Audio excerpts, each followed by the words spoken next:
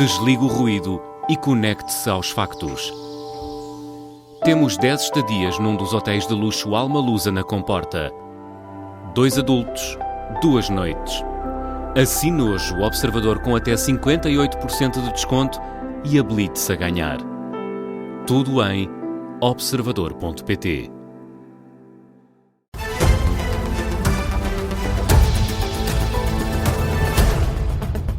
Jornal das 7 com o Miguel Cordeiro. Miguel, mais de 22 mil milhões de euros é o valor do PTRR, apresentado esta tarde pelo Primeiro-Ministro. O plano de transformação, recuperação e resiliência foi anunciado e vai ser gerido por uma agência especializada temporária até 2034. Vai ser uma gestão em conjunto com o Ministro da Economia e da Coesão Territorial, Manuel Castro Almeida. O PTRR é pensado para ir sendo reavaliado ao longo dos próximos 9 anos. E esse será também, de acordo com Luís Montenegro, um dos papéis desta nova agência. Propomos que o PTRR seja gerido através de uma agência cuja vigência terá precisamente a duração do período correspondente a estes 9 anos, de 2026 a 2034, e que irá coordenar e executar todo o desenho de detalhe de cada uma das medidas agora apresentadas e também fará a distribuição dos recursos que são alocados a cada uma e as reprogramações que serão feitas de forma intercalar e intermédia. O valor de 22 mil milhões de euros é composto por 3 fontes de financiamento. Os fundos públicos nacionais representam 37%, o financiamento privado 34% e os fundos europeus representam 19% deste investimento. Luís Montenegro garante que este programa só é possível porque as contas públicas estão a ser bem geridas. Este plano, é também preciso dizê-lo, só é hoje viável porque temos em Portugal uma situação virtuosa de equilíbrio orçamental, de gestão das contas públicas, que felizmente tem promovido crescimento económico. As palavras de Luís Montenegro na apresentação do PTRR esta tarde no Parque das Nações, em Lisboa. E Miguel, vamos agora às medidas concretas previstas neste PTRR. O Governo quer seguros obrigatórios na habitação. Até porque, Luís, avisa o Primeiro-Ministro, o Estado não pode estar disponível para pagar tudo a todos a toda a hora. Explica por isso que, para quem não conseguir pagar esse seguro, vai ser criado um mecanismo de solidariedade especial. O que o Estado tem de fazer é ter um modelo legal que seja justo e que seja sustentado. E é isso que nós pretendemos com a criação deste fundo e com estas duas grandes linhas orientadoras, que, repito, são a obrigatoriedade do seguro para a habitação, com coberturas suficientes e claras face a calamidades, e, ao mesmo tempo, um mecanismo público de apoio às pessoas que têm maior dificuldade económica para acederem integralmente ao objeto dessa obrigatoriedade. Este plano tem também como objetivo a criação de um fundo de catástrofes naturais e sísmicas. Ainda previsto está o reforço das redes elétricas e de abastecimento de água e do armazenamento de energia, medida para a qual estão destinados 4 mil milhões de euros. Outra das prioridades é a entrega a todas as juntas de freguesia de meios de comunicação para funcionarem em qualquer cenário de catástrofe, meios como telefones satélite ou até sistemas Starlink.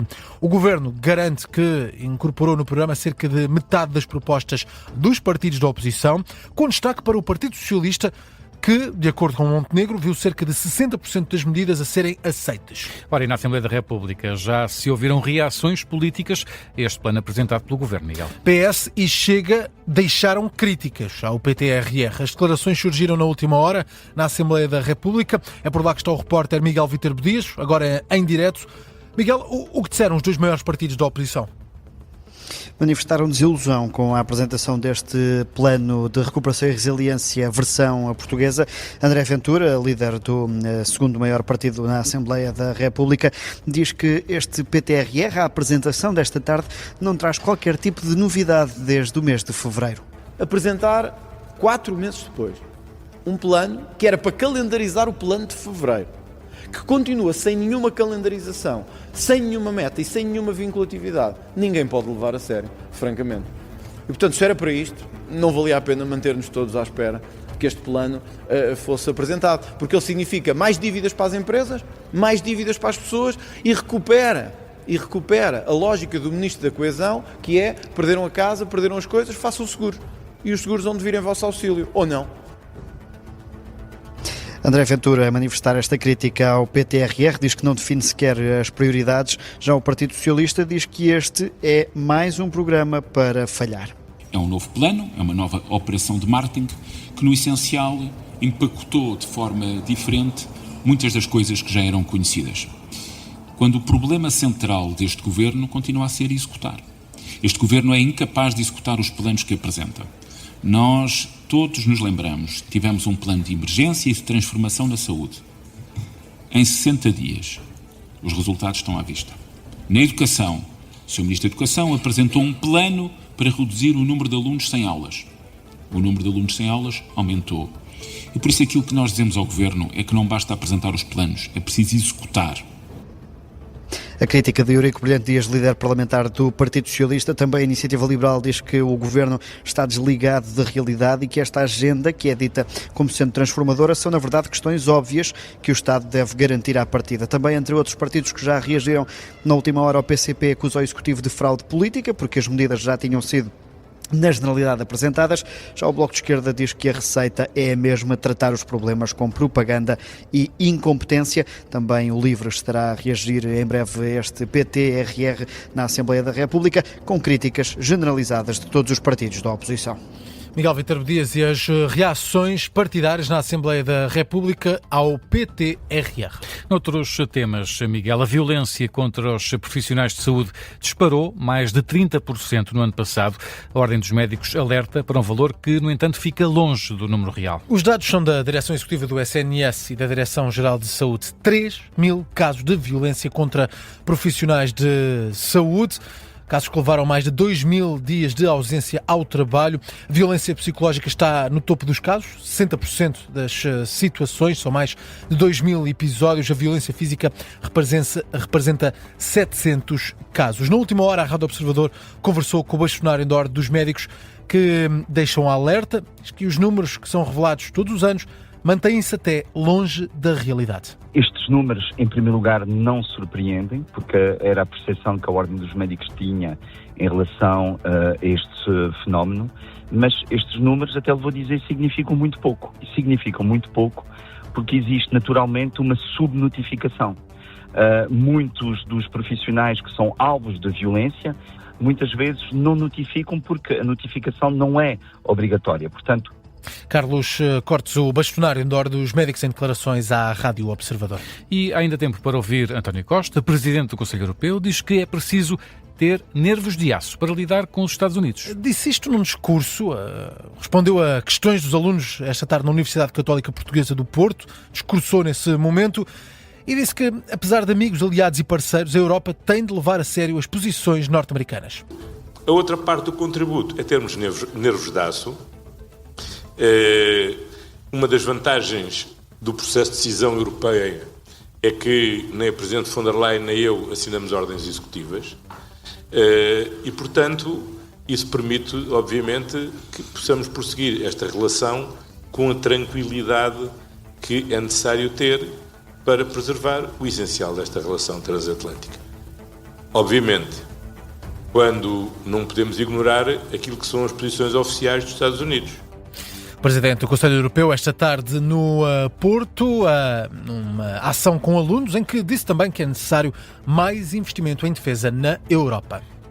E agora passam 7 minutos das 7 da tarde. Tempo ainda, Miguel Cordeiro, para outras notícias a marcar esta tarde. Desporto, destaque para a Liga dos Campeões, meias finais, começam já daqui a pouco, às 8 da noite há um Paris Saint-Germain, Bayern Munique. Há portugueses, principalmente no PSG, que jogam de início. Ora, Nuno Mendes é titular, Também João Neves e Vitinha, que tem estado lesionado, assume a titularidade no meio-campo do Paris Saint-Germain. Ainda na equipa do PSG, Gonçalo Ramos está no banco de suplentes. Já na equipa do Bayern Munique, Rafael Guerreiro não é titular nem está no banco, está indisponível devido a uma lesão muscular para este encontro, portanto está fora das opções de Kompany para este encontro frente ao Paris Saint-Germain. É o início das meias-finais da Liga dos Campeões. Começa este encontro às 8 da noite. Para fechar, Luís, sabemos que o comboio de tempestades foi um autêntico desastre, com muitas casas, estradas e infraestruturas ainda destruídas, passados 3 meses, mas em Leiria, o município tem planos para recordar tudo o que aconteceu. Suspeito que já falámos de alguma coisa esta tarde aqui numa das nossas rubricas. Vai lançar as memórias das tempestades e é importante falar disto, até porque para todos os que nos escutam a partir de Leiria, há agora este objetivo traçado pela autarquia, que é convidar a população a partilhar fotografias e vídeos do mau tempo que atingiu gravemente este município no início do ano. A iniciativa tem já um nome, depois da tempestade, a Força de Leiria. E qual é a finalidade, Miguel? É recordar, mais do que reunir imagens, é preservar essas memórias, testemunhos e histórias que fazem parte da identidade recente da região de Leiria, contribuindo assim para a construção de um arquivo visual coletivo que documente também a capacidade de resposta, de solidariedade e a reconstrução que está a acontecer neste território. E como é que as pessoas podem participar na construção deste arquivo? A autarquia, nesta altura, está a apelar ao contributo de toda a população. A partir de quinta-feira, as fotografias e vídeos devem ser enviados para memoriasleiria@cm-leiria.pt. Deve ser identificada a autoria, o local e a data da captação das imagens. Iniciativa 3 meses depois da passagem da tempestade de Cristina, Miguel Cordeiro e as notícias das 7.